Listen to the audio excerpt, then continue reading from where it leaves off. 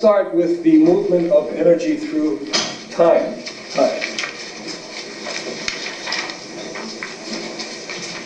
And a familiar example of that movement is the changing of the seasons.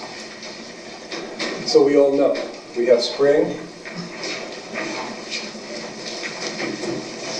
summer,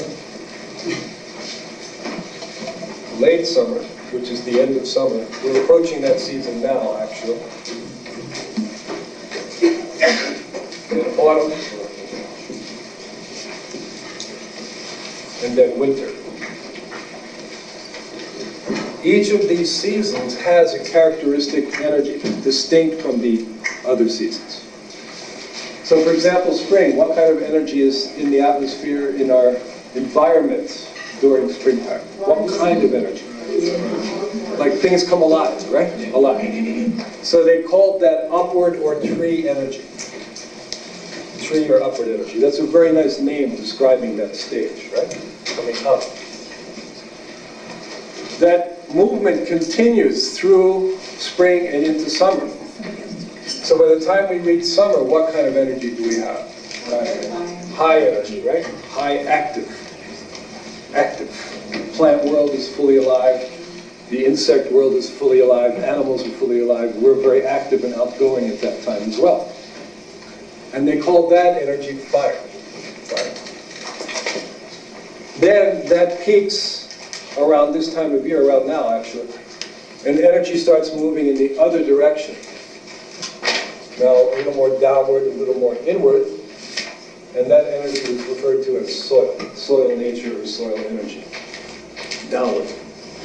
So leaves are starting to turn. Eventually they'll start to fall. We become a little bit more serious, right? Days are becoming a little bit shorter, isn't it? We start thinking of the coming autumn and the coming winter, right?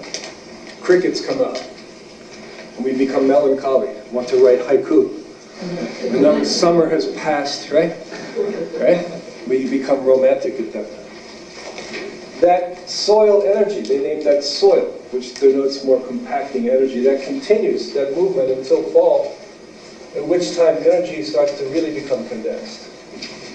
So all of the rich green that we see around us now disappears. Leaves fall down, and bare the trees, right? And monochrome, kind of monochrome colors start to appear. We call that autumn season, we call that nettle. That was named nettle energy. And also farmers harvest. Farmers harvest and store their crops. And families gather at that time for what kind of events? Like food-related harvest celebrations. American Thanksgiving is a very good example, right? Then after reaching a peak, the energy of the atmosphere begins floating back and forth from sometimes warmer, sometimes colder, and there's plenty of water and evaporation going on and freezing going on. And that floating energy of winter was called water nature. Water nature. Water. And then water and winter gives rise again to spring. And the cycle repeats in a whole new way, whole new manifestation, but the same energies are going on forever and ever, right? In different form each year. How about every 24 hours? We also go through a bright and dark cycle, isn't it? Toward the sun and away from the sun. Toward the sun and away from the sun. So that toward the sun, upward energy, in the season we call spring tree. How about in the 24-hour daily cycle? What do we call it? Morning. Morning. So you get up, right? You rise up, and you begin your day. Actively, hopefully, if you're eating well, right? Okay. Then that activity keeps going, and then peaks around noontime.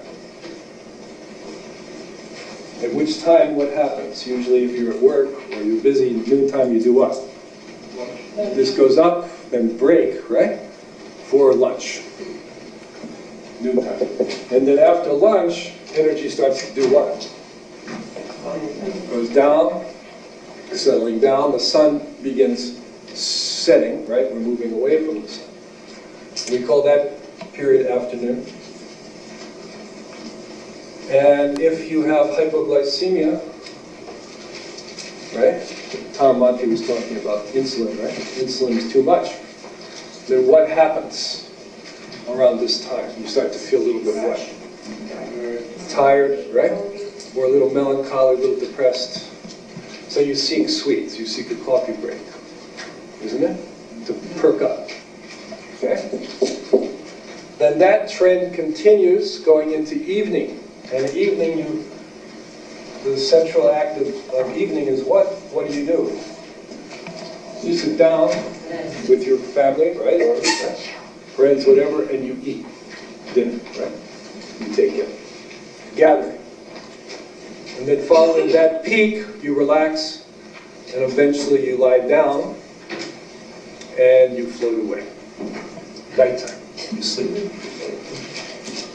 So can you see this cycle is going on every day, every year, also every month?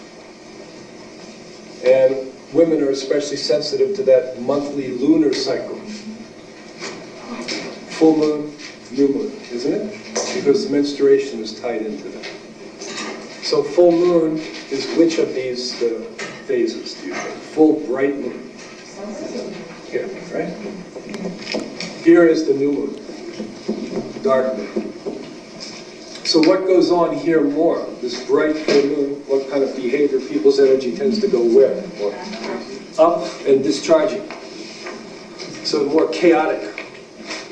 Many more sirens, isn't it? More, right? Full moon behavior, as we say. Right? So these cycles are there, and they govern our temporal world.